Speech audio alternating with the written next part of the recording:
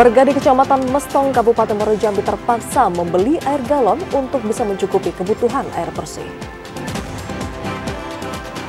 Hingga akhir Agustus 2024, 1.202 titik panas terdeteksi di Provinsi Jambi. 65 orang jaksa dari Kejati dan Kejari disiapkan untuk ikut menyukseskan Pilkada serentak 2024.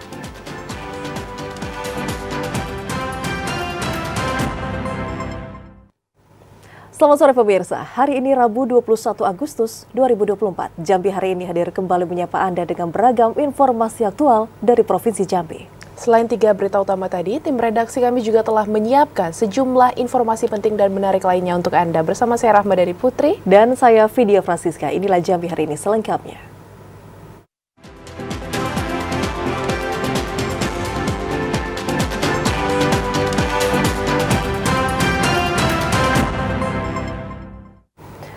Saudara, terkait dengan musim kemarau, krisis air bersih saat ini terus meluas di Kabupaten Muaro Jambi.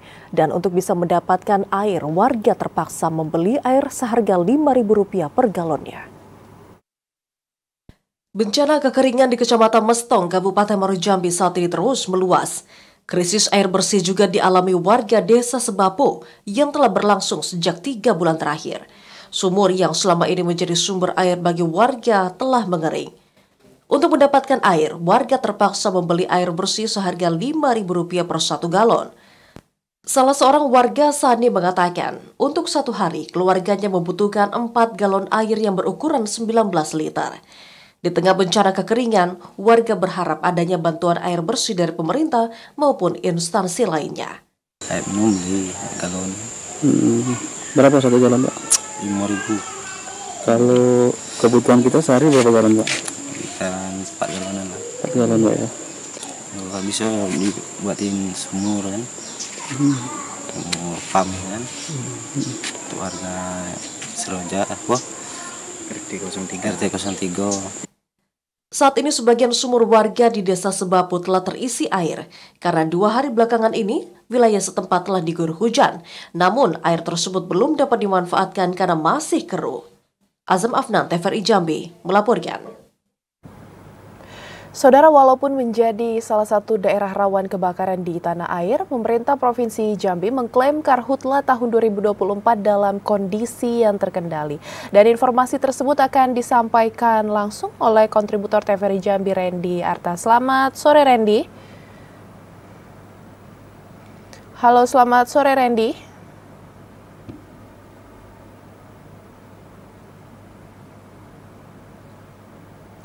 Randy, apa bisa mendengar suara kami dari studio?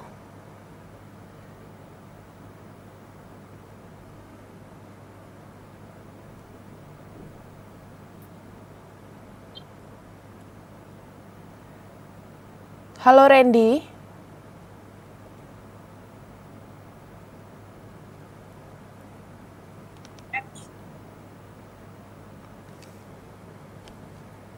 Randy, apa bisa mendengar suara dari studio?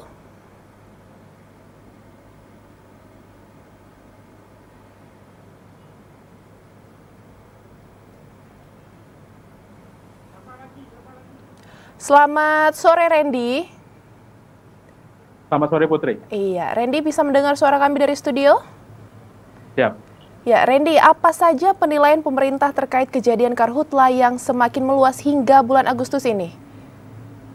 Baik, pemerintah Provinsi Jambi melalui Sekda Provinsi Jambi Sudirman mengklaim pencegahan dan juga penanganan Karhutla untuk tahun 2024 dapat dilakukan dengan baik. Sejak menetapkan status siaga Karhutla pada tanggal 19 Juli lalu, penanganan kebakaran sudah dilakukan dengan optimal melalui kerja Satgas Karhutla. Walaupun hingga saat ini, hingga pertengahan bulan Agustus, total Karhutla sudah lebih dari 200 hektar, pemerintah memastikan pengendalian kebakaran dapat dilakukan dengan baik. Bahkan untuk meningkatkan dan juga mengoptimalkan pengendalian kebakaran pada tahun 2024, pemerintah Provinsi Jambi telah menetapkan penambahan anggaran Karhutla sebesar Rp900 juta. Penambahan anggaran ini dilakukan untuk mendanai sejumlah kegiatan, mulai dari patroli, pemadaman, hingga pendirian posko-posko terpadu Satgas Karhutla di sejumlah daerah yang rawan kebakaran. Kemudian, untuk memaksimalkan pengendalian kebakaran pada puncak musim kemarau yang diprediksi akan berlangsung hingga akhir bulan Agustus, pemerintah juga terus mengajak masyarakat untuk terus berkontribusi dalam pengendalian kebakaran. Masyarakat diajak untuk tidak membuka lahan dengan cara dibakar, serta melakukan aktivitas yang dapat munculkan titik-titik api. Demikian, Putri. Ya, hingga saat ini Randy sudah berapa hektar hutan dan lahan yang terbakar di Provinsi Jambi? Baik, berdasarkan informasi yang diperoleh dari BPBD Provinsi Jambi, hingga pertengahan bulan Agustus ini total sudah ada 329 hektar hutan dan lahan yang terbakar di Provinsi Jambi. Dengan rincian, Batanghari sebanyak 39 hektar, kemudian Muaro Jambi 60 hektar, Tebo 28 hektar, Bungo 6 hektar, kemudian Merangin 40 hektar, Tanjung Jabung Timur 17 hektar, Tanjung Jabung Barat 23 hektar, serta Kota Jambi sebanyak 12 hektar. Sementara untuk total luas karhutla tersebut terjadi 207 hektar terjadi pada lahan mineral, sementara sisanya 122 hektar terjadi di lahan gambut. Demikian, Putri. Baik, Randy Arta melaporkan langsung mengenai pemerintah Provinsi Jambi mengklaim karhutla di Provinsi Jambi dalam kondisi yang terkendali. Terima kasih Randy atas laporan Anda, selamat sore dan selamat bertugas kembali. Kita beralih ke informasi lainnya, Saudara, 1.202 titik panas terdeteksi di Jambi. Titik panas itu ditemukan petugas sejak 8 bulan terakhir yang tersebar di Kabupaten Provinsi Jambi. 1.202 titik panas terdeteksi di Provinsi Jambi sejak bulan Januari hingga Agustus 2024. Titik panas itu terdeteksi petugas BMKG dari pantauan satelit Terra dan Aqua yang terdeteksi di sejumlah kabupaten kota di Provinsi Jambi. Dari data tersebut, Kabupaten Tanjung Jabung Barat menjadi daerah terbanyak terdeteksi titik panas dengan 364 titik dan disusul Kabupaten Sarolangun dengan 214 titik panas. Kabupaten Batanghari 182 titik panas, Kabupaten Merangin 166 titik panas, Kabupaten Muaro Jambi 107 titik panas, Kabupaten Tebo 90 titik panas, kemudian 35 titik panas di Kabupaten Bungo, 29 titik panas di Kabupaten Tanjung Jabung Timur, 11 titik panas di Kerinci, 3 titik panas di Kota Jambi, dan 1 titik panas di Kota Sungai Penuh. Koordinator Bidang Data dan Informasi Badan Meteorologi, Klimatologi, dan Geofisika Provinsi Jambi Nabila mengatakan, titik panas ini meningkat karena Provinsi Jambi pada saat ini telah memasuki puncak musim kemarau. Diprediksi titik panas tersebut akan terus mengalami peningkatan dalam beberapa hari ke depan. Hal ini disebabkan masih masuknya musim kemarau di Provinsi Jambi. Asar TVRI Jambi melaporkan.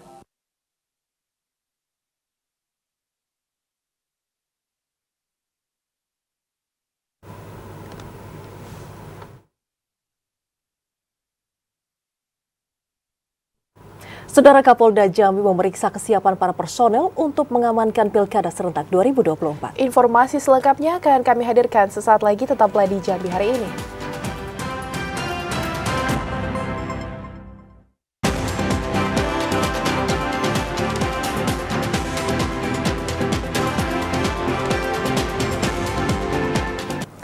Terima kasih Anda masih setia menyaksikan Jambi hari ini dalam segmen menuju Pilkada 2024. Ya, Saudara, Kapolda Jambi periksa kesiapan personel Polresta Jambi dalam rangka pengamanan Pilkada serentak 2024. Kapolda tekankan agar personel tidak lengah dan menganggap remeh tugas negara tersebut.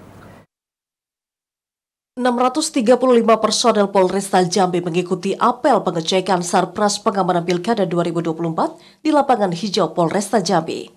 Kapolda Jambi Irjen Pol Rusdi Hartono memeriksa persiapan para personel dalam rangka menyambut tahapan Pilkada serentak. Perlengkapan personel mulai dari seragam, kendaraan hingga peralatan pendukung lainnya.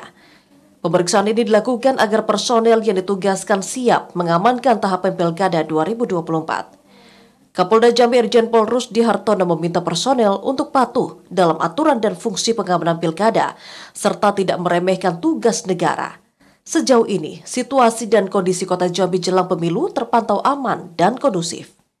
Sebentar lagi tentunya Polri, Polda Jambi khususnya akan menggelar operasi mantap pengamanan Pilkada. Saya hadir sekarang di Polresta Jambi untuk meyakinkan bahwa sumber daya organisasi Polresta Jambi itu siap untuk menggelar operasi mantap praja, siap untuk mengamankan pilkada. Personilnya siap, sarana prasarananya siap, cara bertindaknya juga siap. Dalam rangka pengamanan TPS, Polresta Jambi mengerahkan 635 personel. Mereka ditugaskan mengamankan 940 TPS di kota Jambi. Dari 940 TPS, 5 diantaranya masuk dalam kategori rawan dan selebihnya dalam kategori aman. Ari Haryono, TVRI Jambi, melaporkan. Sementara itu, Saudara, Polres Tanjung Jabung Timur saat ini tengah menyiapkan strategi pengamanan jelang Pilkada 2024. Dan nantinya, pemetaan lokasi rawan akan segera ditetapkan. Untuk mengantisipasi berbagai kemungkinan saat pelaksanaan Pilkada 27 November 2024, Polres Tanjung Jabung Timur terus melakukan berbagai persiapan. Salah satunya melakukan pemetaan terhadap daerah rawan gangguan Kamtibmas untuk menjaga kondusivitas daerah. Kapolres Tanjung Jabung Timur, AKBP Heri Supriyawan mengatakan, pengamanan Pilkada nantinya akan mengerahkan ratusan personel yang termasuk di dalamnya BKO Polda Jambi. Dari 507 TPS yang tersebar di 73 desa 20 kelurahan, nantinya akan dibagi dalam kategori TPS rawan dan TPS sangat rawan. Pembagian kategori ini akan dilakukan setelah pihak Polres melakukan berbagai kajian mendasar. Adapun kategori TPS sangat rawan salah satunya dipengaruhi faktor geografis yang akan berpengaruh pada distribusi logistik, seperti TPS yang berada di daerah terisolir. Dalam waktu dekat juga, Polres Tanjung Jabung Timur akan menggelar persiapan operasi Mantap Praja. Agenda ini bertujuan untuk pengamanan pemilihan kepala daerah serentak tahun 2024 di wilayah Kabupaten Tanjung Jabung Timur. Rawan, aman, dan tidak rawan, lagi-lagi kita lakukan konsep, kita masih lakukan pemetaan.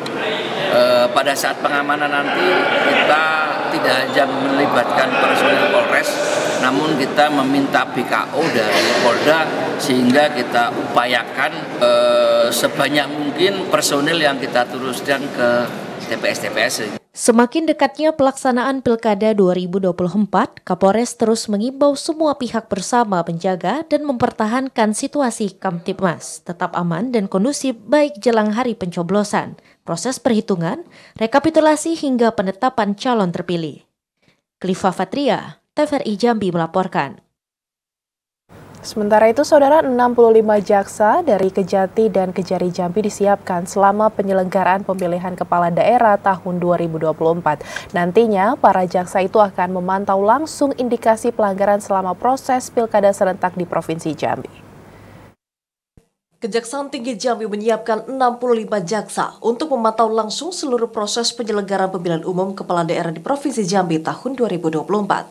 Jaksa ini disiapkan guna memastikan seluruh proses pemilihan kepala daerah berjalan aman dan lancar. Kasipenkum Kejati Jambi Nauli Wijaya mengatakan, nantinya para jaksa itu akan tergabung ke dalam sentral Gakumdu untuk bisa menyelesaikan setiap perkara pelanggaran pemilu. Dari 65 orang jaksa yang disiapkan, 8 orang diantaranya merupakan jaksa dari Kejaksaan Tinggi Jambi dan 6 orang jaksa dari masing-masing kejaksaan negeri di kabupaten kota. Diharapkan dengan disiapkan jaksa ini, seluruh proses pemilihan kepala daerah di Jambi berjalan aman dan lancar dan tidak ditemukan adanya pelanggaran. Asar, TVRI Jambi melaporkan. Diduga melanggar netralitas pada pilkada serentak di tahun 2024 ini, Saudara. 2 oknum ASN direkomendasikan ke KASN. Kedua ASN tersebut merupakan bakal calon Bupati Kerinci yang tengah mendaftarkan diri sebagai bakal calon Bupati Kerinci tanpa mengundurkan diri dari status ASN mereka. Badan Pengawas Pemilu Kabupaten Kerinci merekomendasikan 2 aparatur sipil negara ke Komisi Aparatur Sipil Negara KASN karena diduga melanggar netralitas pada tahapan Pilkada Serentak tahun 2024. Kedua oknum ASN tersebut merupakan bakal calon Bupati Kerinci yang telah mendaftarkan diri sebagai bakal calon Bupati Kerinci tanpa mengundurkan diri dari status ASN mereka. Anggota Bawaslu Kerinci Cynthia Albertsin mengatakan, pihaknya telah melakukan penanganan terkait adanya temuan pelanggaran netralitas 2 orang oknum ASN.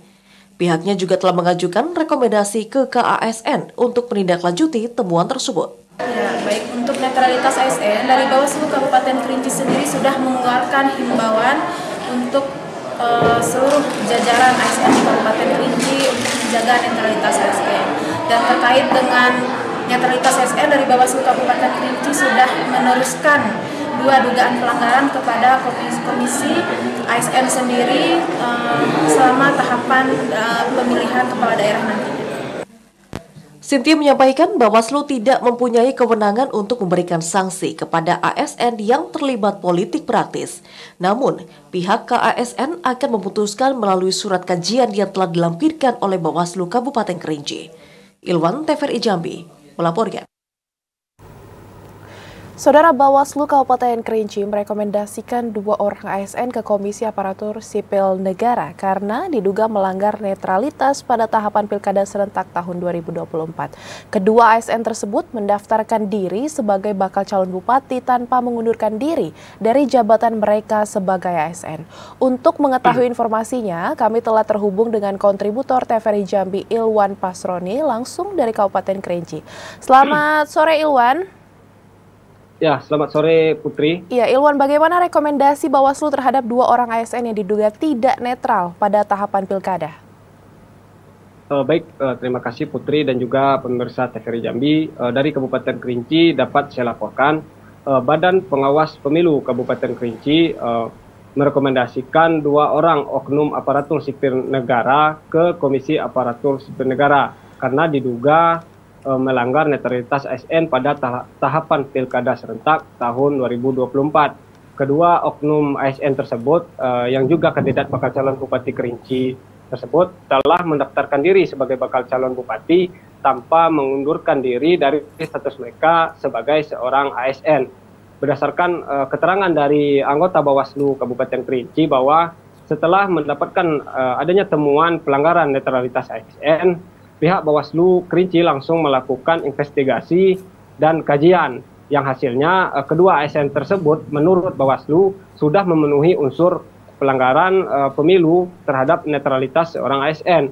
Lantas pihak Bawaslu melakukan penanganan pelanggaran netralitas ASN dengan mengajukan rekomendasi kepada Komisi Aparatur Sipil Negara. Kedua ASN tersebut diduga melanggar pasal 9 ayat 2 yang menyatakan bahwa pegawai aparatur sipil negara harus bebas dari pengaruh dan intervensi semua golongan dan partai politik. Selain itu, mereka juga diduga melanggar Undang-Undang Republik Indonesia Nomor 20 Tahun 2023 tentang aparatur sipil negara. Salah satu bentuk pelanggaran yang mereka lakukan adalah mereka melakukan pendekatan kepada partai politik sebagai bakal calon, termasuk di sini bakal calon kepala daerah.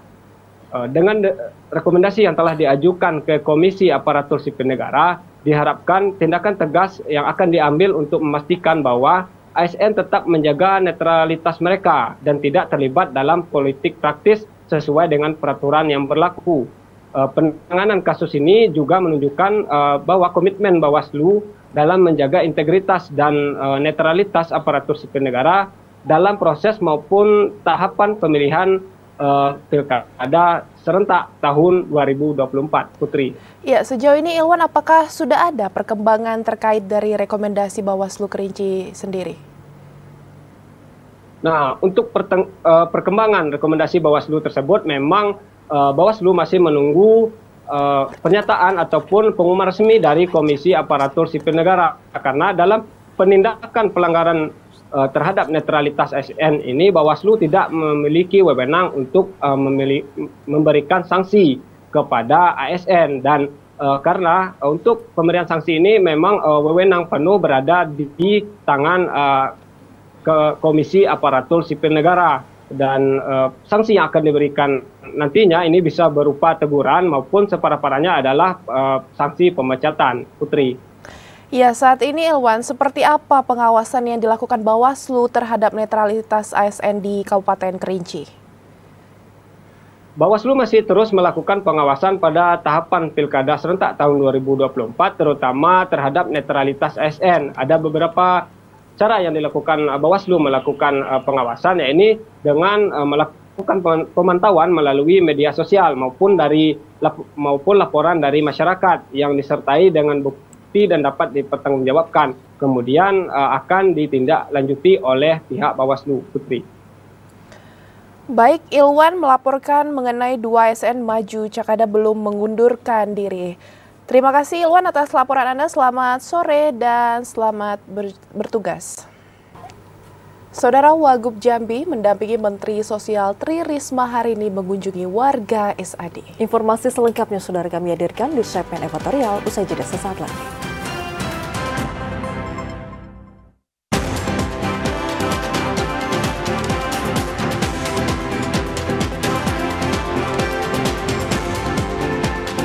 Anda kembali bersama kami di Jambi hari ini dalam segmen editorial. Saudara Menteri Sosial Republik Indonesia Tri Risma hari ini mendorong warga suku anak dalam untuk bisa menetap di suatu wilayah agar bisa mendapatkan akses layanan sosial yang lebih baik mulai dari akses kesehatan, pendidikan maupun juga kependudukan. Menteri Sosial Republik Indonesia Tri Risma hari ini meminta kepada para temenggung agar dapat mengajak warganya untuk menetap di suatu wilayah dan tidak berpindah atau melanggun terlalu jauh. Dorongan untuk tinggal dan menetap di suatu wilayah ini dilakukan untuk memastikan seluruh warga suku anak dalam mendapatkan akses layanan sosial yang lebih baik, mulai dari akses kesehatan, pendidikan maupun kependudukan. Hal tersebut disampaikan Menteri Sosial pada saat kunjungan kerja untuk bertamu dan berdialog bersama warga suku anak dalam di Desa Sungai Terap, Kecamatan Batin 24, Kabupaten Batanghari. Sementara Wakil Gubernur Jambi Abdullah Sani mengucapkan terima kasih kepada Menteri Sosial Tri Risma hari ini yang kembali menilik kehidupan warga suku anak dalam. Diharapkan kunjungan kerja ini akan membawa dampak dan manfaat yang besar untuk daerah, khususnya bagi kehidupan warga suku anak dalam. Dalam upaya meningkatkan semangat patriotisme warga suku anak dalam bertepatan dengan perayaan Hari Ulang Tahun ke-79 Republik Indonesia. Menteri Sosial juga mengajak anak-anak suku anak dalam untuk berkompetisi dalam berbagai lomba tradisional khas 17 Agustus. Buat itu di situ. Nah, kemarin mau saya evaluasi bagaimana tentang sekolah anak-anak. Nah, tapi ternyata mereka nggak ada, mereka meninggalkan tempat itu. Nah, karena itu tadi sudah ada kesepakatan dengan para tumenggung itu untuk kita akan membuat suatu kawasan. Jadi kalau mereka susah, mereka pindah ke tempat ini yang juga telah kita siapkan. Nanti ditukar gitu supaya kenapa? Supaya ya tadi kita mudah untuk memantaunya. Dalam kunjungan kerja ini, Menteri Sosial Tri Risma hari ini menyempatkan untuk memberikan sejumlah bantuan untuk warga suku anak dalam, mulai dari bantuan nutrisi, sandang dan papan, hingga berbagai peralatan sekolah lengkap untuk anak-anak. Redi Arta, TVRI Jambi, melaporkan. Sementara itu, Saudara Wakil Gubernur Jambi Abdullah Sani secara resmi membuka penyelenggaraan turnamen tenis meja antar OPD di lingkup pemerintah Provinsi Jambi dan instansi vertikal. Turnamen ini dilaksanakan dalam rangka menyemarakan peringatan HUT ke-79 Republik Indonesia tahun 2024. Masih dalam rangka menyemarakan peringatan Hari Ulang Tahun ke-79 Republik Indonesia tahun 2024, pemerintah Provinsi Jambi menyelenggarakan turnamen tenis meja antar organisasi perangkat daerah di lingkup Pemprov dan instansi vertikal. Kegiatan yang diselenggarakan di Hal Kantor Dinas Kelautan dan Perikanan Provinsi Jambi itu dibuka oleh Wakil Gubernur Jambi Abdullah Sani Rabu pagi tadi. Abdullah Sani mengatakan, turnamen tenis meja antar OPD total diikuti 46 orang pasangan peserta yang terbagi dalam 2 nomor perlombaan, yakni 37 pasangan pada ganda putra dan 7 pasangan pada nomor ganda campuran. Sementara untuk sistem dan peraturan pertandingan mengacu pada peraturan dan ketentuan yang dikeluarkan oleh Persatuan Tenis Meja Seluruh Indonesia, serta induk organisasi tenis meja internasional. Kegiatan tenis meja antar OPD menjadi salah satu rangkaian kegiatan yang diselenggarakan pemerintah guna meningkatkan kesehatan, semangat, serta kinerja pegawai untuk mengisi kemerdekaan. Wakil Gubernur berharap kegiatan tersebut mampu membangun sinergi yang baik antara seluruh pegawai khususnya OPD Pemprov Jambi dalam upaya mewujudkan percepatan pembangunan dan pencapaian target kerja pemerintah. Hari ini alhamdulillah kita baru saja membuka secara resmi pembukaan olahraga tenis meja di ruangan ini. Tentu harapan kita apa yang menjadi tujuan daripada olahraga, insyaallah al-aqlus salim bil jimis salim, ya, insyaallah mental, jiwa yang sehat terletak pada fisik yang sehat. Mudah-mudahan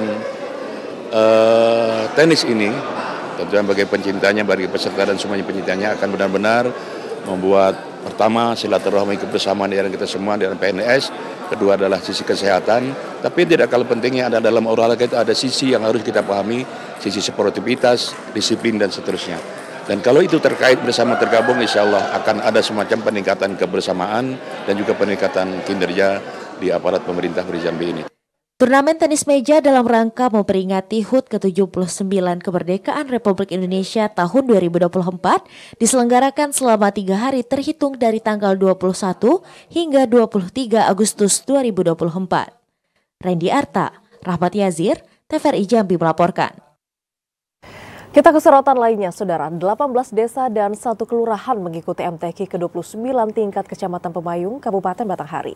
MTQ yang digelar di lapangan bola kaki Serasah tersebut dihadiri Bupati Batanghari Muhammad Fadil Arif. Musabaqah Tilawatil Quran MTQ merupakan media dakwah yang sangat efektif dalam memasyarakatkan Al-Quran. Tidak hanya itu, MTQ juga mampu menjadi katalisator kerukunan hidup antar umat beragama dan menjadi salah satu upaya konkret umat Islam untuk menggali nilai-nilai luhur yang terkandung dalam Al-Quran sebagai pedoman hidup. Hal tersebut disampaikan Bupati Batanghari Muhammad Fadil Arif saat menghadiri pembukaan MTQ ke-29 tingkat Kecamatan Pemayung. Muhammad Fadil Arif mengapresiasi pihak Desa Serasah sebagai tuan rumah pelaksanaan MTQ ke-29 tingkat Kecamatan Pemayung. MTQ menjadi tolok ukur sekaligus evaluasi untuk mendapatkan kafilah terbaik yang nantinya dapat mewakili daerah ke ajang MTQ tingkat provinsi dan nasional. Hari ini di malam hari ini kita melaksanakan pembukaan MTQ ke-29 tingkat Kecamatan Pemayung. Kita lihat bersama bagaimana antusiasnya masyarakat dengan memberikan sumbangan tenaga, pikiran dan materi yang mereka punya untuk membantu pemerintah dan bersama-sama pemerintah bagaimana siar Islam, bagian dari peningkatan SDM di Kabupaten Batanghari khususnya di Pemayung ini berjalan dengan baik. Ya, kita harapkan sinergisitas antara seluruh stakeholder yang ada di Kecamatan Pemayung ini tetap berjalan dengan baik dan pemerintah bagaimana menjadi fasilitator yang baik untuk kegiatan-kegiatan seperti ini. Kami terima kasih kepada seluruh masyarakat, Pak Camat, Pak Kades, beserta jajaran, para ketua RT juga, dan para pemuda-pemudi yang telah memberikan kontribusi positif untuk kegiatan ini. Mudah-mudahan ini berlangsung sukses sampai ke penutupan nanti. Kepala Desa Serasah Handayani mengatakan, MTQ merupakan bagian dari proses dalam meningkatkan sumber daya manusia agar lebih mencintai Al-Quran sebagai pedoman hidup. Melalui MTQ diharapkan akan lahir generasi muda lebih termotivasi untuk mempelajari, membaca indah dan qiraat Sa'bah, menghafal dan memahami isi kandungan Al-Quran untuk diaplikasikan dalam kehidupan sehari-hari. Jadi dengan adanya kegiatan MTQ ini, harapan kita bersama semoga generasi kita ke depannya, generasi yang cinta dengan Al-Quran sehingga menjadi generasi yang berakhlak mulia dan menjadi generasi yang soleh dan soleha. Dalam pelaksanaan kegiatan ini, masyarakat sangat partisipasi, baik itu dari kegiatan gotong royong, sumbangan maupun kegiatan-kegiatan lain, sehingga pelaksanaan ini secara gotong royong dapat dilakukan dan alhamdulillah dapat berjalan sebagaimana yang kita inginkan. MTQ yang mengusung tema Jadikan Al-Quranul Karim sebagai pedoman kehidupan sehari-hari demi mencapai rahmatan lil alamin ini memperlombakan 11 cabang perlombaan, diantaranya Tartil Quran, Tilawah Anak, Tilawah Remaja, Hotil Quran, Berjanji Marhaban, dan Hadroh. Iwan Hendri, TVRI Jambi melaporkan. Sementara itu, Saudara, penjabat Bupati Sarolangun bersama Ketua Tim PKK serta PJ Sekretaris Daerah menghadiri pelantikan pengurus daerah Badan Kontak Majelis Taklim Kabupaten Sarolangun masa bakti 2024 hingga 2029. Pengurus daerah Badan Kontak Majelis Taklim BKMT Kabupaten Sarolangun resmi dilantik. Proses pelantikan langsung dilakukan Ketua Pengurus Wilayah BKMT Provinsi Jambi, Hajah Mardiana Mualimah. Cik Marleni kembali terpilih untuk memimpin BKMT Kabupaten Sarolangun untuk 5 tahun mendatang. Ketua Pengurus Daerah BKMT Kabupaten Sarolangun, Cik Marleni, mengucapkan terima kasih atas kehadiran penjabat Bupati Sarolangun Dengan kehadirannya diharapkan mampu memberikan motivasi kepada seluruh pengurus agar dapat terus bersinergi dalam mengembangkan BKMT hingga ke tingkat desa. Ucapkan terima kasih atas amanah yang sudah diberikan, sekaligus menyampaikan terima kasih kepada Ketua Pengurus PW BKMT Provinsi Jambi yang telah berkenan hadir untuk melantik kami pada hari ini. Penjabat Bupati Sarolangun Bahril Bakri mengajak seluruh pengurus BKMT di semua tingkatan untuk bersinergi dengan pemerintah daerah, sehingga kegiatan majelis taklim di bidang dakwah, pendidikan maupun bidang sosial masyarakat dapat mewujudkan kesejahteraan bagi masyarakat Sarolangun. Saya mendapatkan laporan dari Ibu Cik Merleni bahwa kegiatan majelis taklim yang ada di Kabupaten Sarolangun berjalan bagus, lancar. Kita ada sebanyak lebih dari 700 majelis taklim yang ada di Kabupaten Sarolangun, yang mulai dari kabupaten sampai tingkat kecamatan dan desa. BKMT di Kabupaten Sarolangun sudah terbentuk 700 majelis taklim yang tersebar di setiap desa. Saat ini ada sekitar 7 hingga 10 majelis taklim yang terus berkembang. Edi Kusnadi, TVRI Jambi melaporkan. Saudara Sekda Provinsi Jambi Sudirman mengukuhkan Komite Advokasi Daerah Anti Korupsi Provinsi Jambi dan diharapkan pengurus yang telah dikukuhkan menjadi wadah bagi pemerintah dan juga pihak swasta dalam pencegahan korupsi. Gubernur yang diwakili Sekda Provinsi Jambi Sudirman secara resmi mengukuhkan Komite Advokasi Daerah Anti Korupsi Provinsi Jambi. Pengukuhan tersebut tepatnya dilakukan di Auditorium Rumah Jabatan Gubernur Jambi. Pembentukan Komite Advokasi Daerah Anti Korupsi untuk bisa mengoptimalkan peran dan juga fungsi dari Komite Advokasi Daerah sebagai wadah bagi pemerintah dan swasta dalam membahas isu strategis pencegahan korupsi. Menciptakan solusi dan mitigasi tindakan korupsi pada dunia usaha sangat diperlukan untuk bisa mewujudkan iklim dunia usaha daerah yang bersih dan bebas dari korupsi. Sudirman mengatakan pembentukan Komite Advokasi Daerah Anti Korupsi merupakan gagasan dari KPK dan Kadin sebagai wujud komitmen untuk melibatkan lembaga swasta dalam penanggulangan kasus korupsi di semua tingkatan. Komite Advokasi Daerah Anti Korupsi Provinsi Jambi ke depan ditargetkan akan dapat melaksanakan tugas dengan semaksimal mungkin untuk membangun dan meningkatkan integritas sektor swasta. Di Komite Advokasi Indonesia harus memberikan peran penting dalam upaya menjembatani dialog antara pemerintah dengan sektor swasta. Intinya seperti itu dalam rangka mencegah terjadi korupsi, termasuk untuk memperbaiki tata kelola pemerintah maupun tata kelola sektor swasta. Ya, karena gagasan lahirnya KAD itu dari KPK. Dicetuskan karena banyaknya tindak pidana korupsi di sektor swasta. Oleh karena itu, KAD harus mampu menjembatkan antara pemerintah dengan sektor swasta, teramat khusus sektor perizinan dan juga pengadaan barang dan jasa. Setelah pengukuhan pengurus dan anggota Komite Daerah Anti Korupsi, diharapkan pengurus dapat membangun jalinan hubungan yang harmonis antara pemerintah dengan pihak swasta dalam upaya meminimalisasi dan mencegah potensi terjadinya korupsi. Redi Arta, TVRI Jambi melaporkan. Kita beralih ke informasi lainnya, saudara. Puluhan anggota Pramuka Siaga mengikuti Pesta Siaga Kuarcap Gerakan Pramuka Batanghari tahun 2024. Melalui kegiatan ini diharapkan tercipta generasi muda berjiwa pemimpin dan tangguh untuk pembangunan negeri. Sekretaris Daerah Kabupaten Batanghari Muhammad Azan menghadiri Pesta Siaga Kuartir Cabang Gerakan Pramuka Batanghari tahun 2024. Kegiatan yang berlangsung pada Selasa 20 Agustus 2024 di kawasan Aek Meliuk Muara Bulan ini turut dihadiri perwakilan Kuarda Jambi, Wakil Mabicab Batanghari, para camat dan kepala sekolah, serta diikuti siswa-siswi SD dan Madrasah Ibtidaiyah yang tergabung dalam Pramuka Siaga.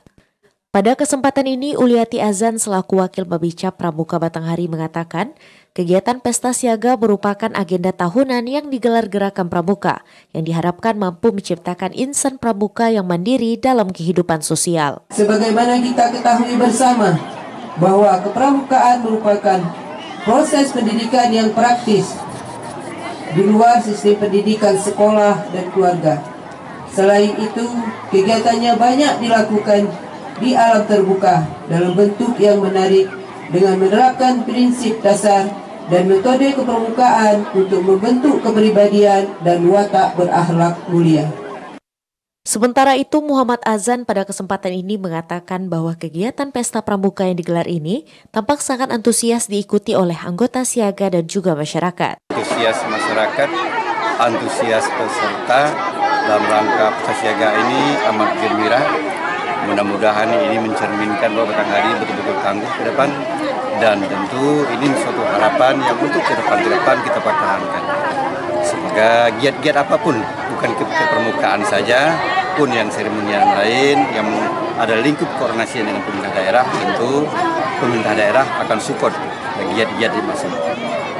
Sekda Azan juga berharap melalui kegiatan ini mampu tercipta generasi pemuda-pemudi yang berjiwa pemimpin dan tangguh untuk pembangunan negeri. Ade Juniawan, TVRI Jambi melaporkan. Saudara, pemerintah Kabupaten Tanjung Jabung Timur membuka 75 formasi untuk tenaga teknis pada rekrutmen CPNS 2024. Informasi selengkapnya akan kami hadirkan sesaat lagi, tetaplah di Jambi hari ini.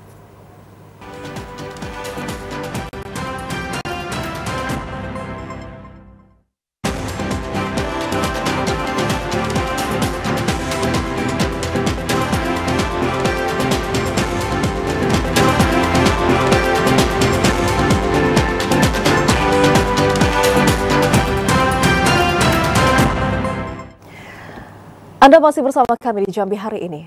Saudara, masih terkait dengan waspada karhutla, hujan dengan intensitas rendah hingga sedang saat ini sudah mulai mengguyur Kabupaten Batanghari. Namun, hal ini tidak menjamin terkait dengan hilangnya persoalan karhutla di wilayah tersebut. Dan untuk bisa mengetahui perkembangan dari penanganan kasus karhutla di Kabupaten Batanghari, saat ini kita sudah terhubung dengan kontributor TVRI Jambi Ade Juniawan langsung dari Kabupaten Batanghari. Selamat sore, Ade. Curah hujan yang terjadi di Kabupaten Batanghari ini apakah telah mempengaruhi terhadap penurunan kasus karhutla di sana atau tidak? Ya, halo. Baik, Ade, curah hujan yang terjadi pada saat ini apakah sudah mempengaruhi penurunan kasus karhutla di sana? Halo. Baik, Ade, bisa mendengar suara kami? Ade Juniawan, apakah Anda bisa mendengar suara kami dari studio? Oke, Siska. Baik, Ade, apakah curah hujan yang terjadi di Kabupaten Batanghari sudah mempengaruhi terhadap penurunan kasus karhutla di sana atau tidak? Baik, Siska. Selamat sore pemirsa. Untuk kondisi Kabupaten Batanghari sendiri, memang beberapa hari terakhir ini terjadi intensitas hujan yang turun dengan lebat hingga sedang. Namun kondisi ini tidak membuat persoalan karhutla di Kabupaten Batanghari hilang atau dicabut dalam status siaga sendiri. Bahkan pihak BPBD sendiri saat ini mulai melakukan pengusulan terhadap peningkatan status dari siaga karhutla menjadi tanggap karhutla. Ini dikarenakan kondisi karhutla yang ada di Kabupaten Batanghari sudah ditemukan cukup tinggi, di mana dari hasil data atau update terakhir yang saya dapatkan dari BPBD seluas 134 hektar lahan yang ada di 8 kecamatan sudah hangus terbakar. Kondisi ini pun memicu peningkatan status harus dilakukan menjadi tanggap darurat. Dan usulan ini pun telah disampaikan pihak BPBD sendiri kepada Bupati Batanghari, dan saat ini pihak BPBD sendiri masih menunggu terkait persetujuan dari usulan peningkatan status dari siaga menjadi tanggap darurat. Dan kondisi ini pun dari 114 hektar sendiri dapat dirincikan terdapat seluas 11,77 hektar lahan gambut yang terbakar, dan sisanya terdapat 7,57 hektar luas lahan jenis mineral yang terbakar di seluruh kecamatan atau di 8 kecamatan yang ada di Kabupaten Batanghari. Siska.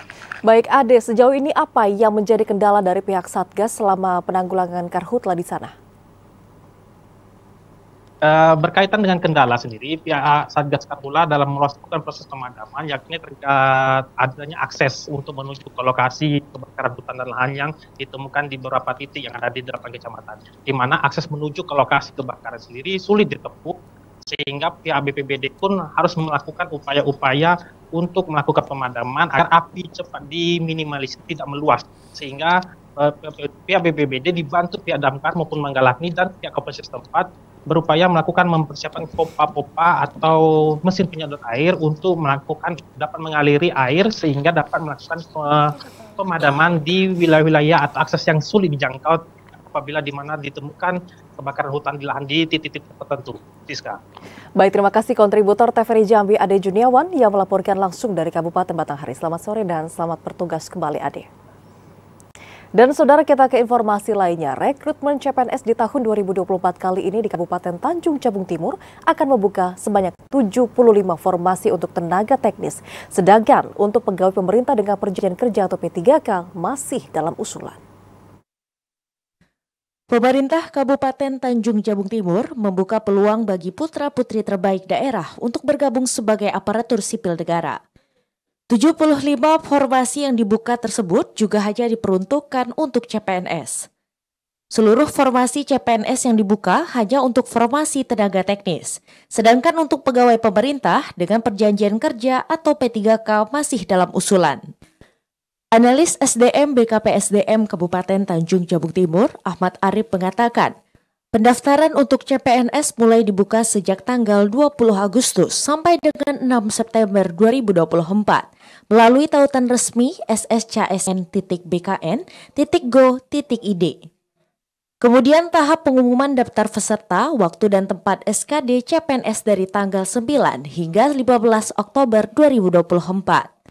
Sedangkan pelaksanaan seleksi kompetensi dasar atau SKD dilaksanakan 16 sampai dengan 14 November 2024. Saat ini pemerintah Kabupaten Tanjung Jabung Timur memfokuskan penerimaan untuk CPNS. Kemudian menyusul kebutuhan akan PNS di jajaran pemerintah daerah juga sangat tinggi, imbas dari banyaknya PNS yang pensiun. Pemerintah Kabupaten Tanjung Jabung Timur tidak bisa membuka formasi secara besar-besaran, karena dalam aturan setiap tahun pemerintah daerah hanya bisa mengusulkan maksimal 30% dari 100% untuk alokasi CPNS. Pemerintah Kabupaten Tanjung Jabung Timur mengingatkan kepada para calon PNS jangan percaya pada orang yang mengklaim bisa membantu meloloskan menjadi pegawai negeri sipil. Hal tersebut merupakan penipuan dan diminta lapor ke kepolisian. Khalifa Fatria, TVRI Jambi melaporkan. Beralih ke informasi selanjutnya, pemirsa, menyikapi musim kemarau yang tengah berlangsung saat ini, Perumda Tirtamayang Kota Jambi terus berupaya menjaga stabilitas distribusi air bersih kepada masyarakat. Dan untuk mengetahui informasi selengkapnya, kami telah terhubung dengan reporter TVRI Jambi Malika Hijriati Dewi. Selamat sore Malika, bagaimana pelayanan distribusi air Perumda Tirtamayang saat ini? Ya, baik Putri, terima kasih. Ya, seperti dari musim kemarau yang terjadi saat ini, terutama di wilayah Kota Jambi, ya, terutama di Kecamatan Panepura, kemudian juga Kota Baru, masyarakat sangat mengeluh dan tentunya ini berdampak kepada masyarakat yang sangat kesulitan untuk mendapatkan air bersih. Dan tidak sampai di situ saja, warga daerah Sarangkulung tentunya khususnya warga tersebut terpaksa mengambil air bersih yang ada di Sungai Batanghari namun tampak keruh dan digunakan untuk mandi, cuci, dan terus. Tak hanya itu, masyarakat juga menggunakan air sungai yang keruh ini untuk bisa memberikan asupan kepada ternak-ternak mereka. Dengan adanya musim kemarau ini tentu sangat berdampak kepada distribusi air bersih. Namun hal itu dapat diatasi dan diupayakan oleh Perumda Tirtamayang Kota Jambi. Perumda Tirtamayang Kota Jambi memberikan fasilitas dan juga memberikan distribusi air untuk masyarakat agar bisa mendapatkan air bersih. Baik Malika, upaya apa yang dilakukan dalam menjaga stabilitas distribusi air bersih untuk masyarakat ini?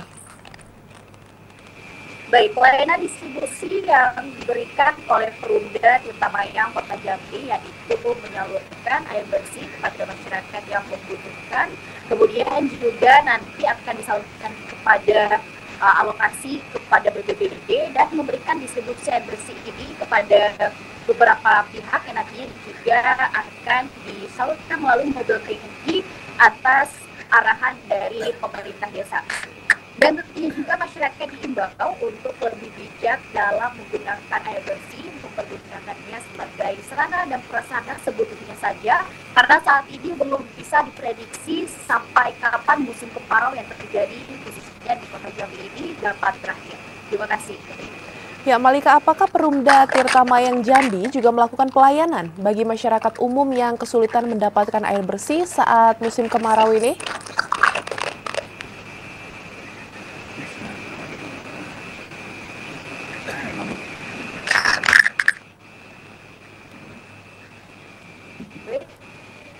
Bisa diulang kembali? Ya, Malika, apakah Perumda Tirta Mayang Jambi juga melakukan pelayanan bagi masyarakat umum yang kesulitan mendapatkan air bersih saat musim kemarau? Ya, untuk saat ini musim kemarau masih terjadi dan nantinya juga belum dapat dipastikan yang BMKG untuk memastikan kapan musim kemarau ini terjadi. Terima kasih. Malika melaporkan mengenai distribusi air bersih bagi masyarakat. Terima kasih Malika atas laporan Anda. Selamat sore dan selamat bertugas kembali. Kita beralih ke informasi selanjutnya. Harga cabai merah dan bawang merah di pasar tradisional Tanjung Bajure, Kota Sungai Penuh mengalami penurunan. Turunnya harga tersebut dipengaruhi melimpahnya pasokan dari petani serta minimnya permintaan pembeli dari luar daerah. Harga cabai merah dan bawang merah di pasar tradisional Tanjung Bajure, Kota Sungai Penuh turun. Sebelumnya cabai merah dijual Rp50.000 per kilogram, namun kini turun menjadi Rp40.000 hingga Rp35.000 per kilogram. Sedangkan untuk harga bawang merah sebelumnya dijual Rp40.000 per kilogram, kini turun menjadi Rp20.000 per kilogram. Turunnya harga cabai merah sudah berlangsung sejak 1 pekan yang lalu. Turunnya harga cabai merah juga dipicu melimpahnya pasokan dari petani serta minimnya permintaan pembeli dari luar daerah Kerinci dan Kota Sungai Penuh. Seorang pedagang, Lydia, mengatakan meski harga jual cabai merah dan bawang merah turun, namun daya beli masyarakat tidak naik. Untuk harga bawang saat ini berapa, Bu? 20. Untuk sebelumnya berapa, Bu? Sampai 48. Itu bawang merah, Bu, ya? Ya. Kalau untuk cabai merah, Bu? Cabai 35. Itu turun pun naik, Bu? Turun. Sebelum ini berapa, Bu? Sampai 50. 50, Bu, ya. Itu penyebab turunnya harga bahan pokok itu kenapa, Bu? Karena kurang permintaan daerah luar. Ini mungkin karena harga turun pengaruh nggak ke daya beli masyarakat, Bu? Pengaruh. Lydia berharap pemerintah untuk memperhatikan dampak dari turunnya harga cabai merah dan bawang merah di Kota Sungai Penuh. Fahlan, TVRI Jambi melaporkan. Saudara, untuk bisa mengantisipasi penyebaran kasus demam berdarah dengue di Kota Sungai Penuh, petugas kesehatan dari Puskesmas Desa Kotololo, Kecamatan Pesisir Bukit, Kota Sungai Penuh melakukan fogging ke rumah-rumah warga. Fogging ini, saudara, dilakukan lantaran ditemukannya kasus demam berdarah dengue di daerah tersebut.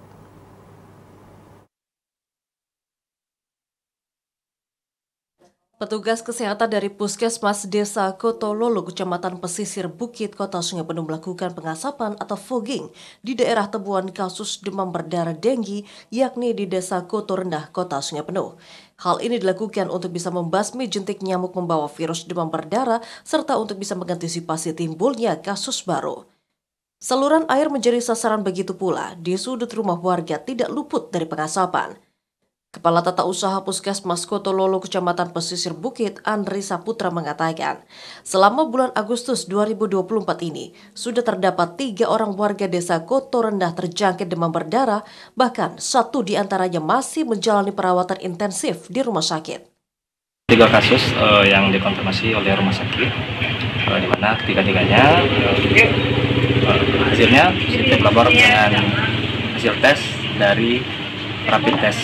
Dan 1 masih dirawat di salah satu rumah sakit di Sungai Penuh.